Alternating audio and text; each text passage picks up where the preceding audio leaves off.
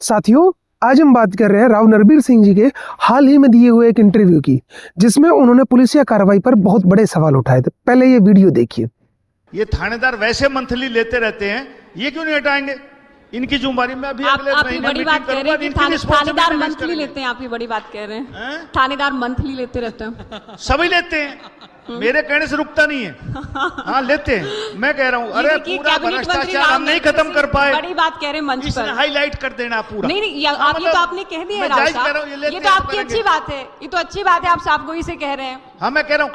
इस वीडियो को देखने के बाद में शायद आप इस चीज का अंदाजा लगा चुके होंगे कि हम किस सिस्टम की सड़ांध, पुलिसिया कार्रवाई जो आम जनमानस में एक डर, एक भय, एक पक्षपात, इन सब चीजों को बढ़ावा देती है। कहीं ना कहीं हम उन चीजों पर आज बात करना चाह रहे हैं।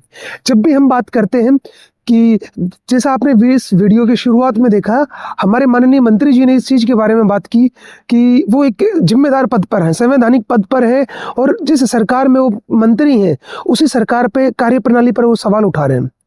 तो कहीं ना कहीं जो सिस्टम की सड़ांध है उसकी खबर उन तक भी है। इस सिस्टम में बहुत सारी चीजें गलत हैं। जैसे हम मान के चलते हैं, क्या हम ये चीज मान के चलें कि पुलिस को इस चीज की, हमारे आस पड़ोस में होने वाले गुनाहों की जानकारी नहीं होती है क्या? आप किसी मंत्री को या किसी विधायक को आप काले झंडे दिखाने की बात कीजिए, आपको रात के अंधेरे में उठा लिया जाएगा। लेकिन कितनी ऐसे हादसे होते हैं, कितनी ऐसी चीजें होती हैं, हमारे अखबार रोज के भरे पड़े रहते हैं कि फलानी जगह मर्डर हो गया, फलानी जगह रेप हो गया। क्या ये कहीं ना कहीं इस पुलिसिया कार्रवाई के ऊपर एक प्रश्न चिन्ह खड़ा नहीं करता है?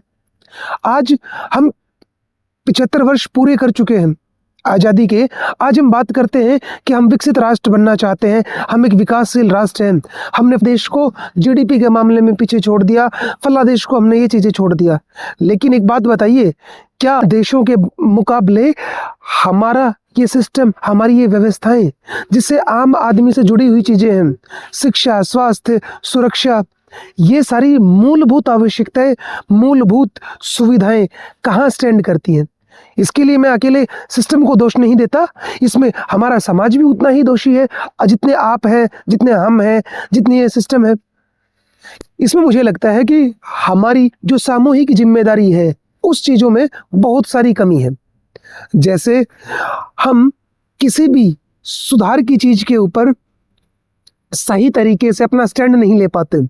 हमें सबसे पहले तो कानून की जानकारियां नहीं होती, फिर जानकारियां भी होती है तो हम उन चीज़ों को अपने अपने हिसाब से तोलने लग जाते हैं। मेरे फायदे का आदमी है या मेरे कहे का आदमी है तो मैं इसकी शिकायत नहीं करूँगा, या ये मेरा जो साथी है तो उसे लाइसेंस मिल गया कुछ भी गलत कर देने का। साथियों, आपको क्या लगता है कि ये जो सिस्टम की सड़ांध है, जो माननीय मंत्री जी ने जिक्र किया था, इन सब चीज़ों से हम कैसे निकल सकते हैं? कैसे हम एक व्यवस्था परिवर्तन के बारे में बात कर सकते हैं? कमेंट के माध्यम से हमें बताइए। हमें आपके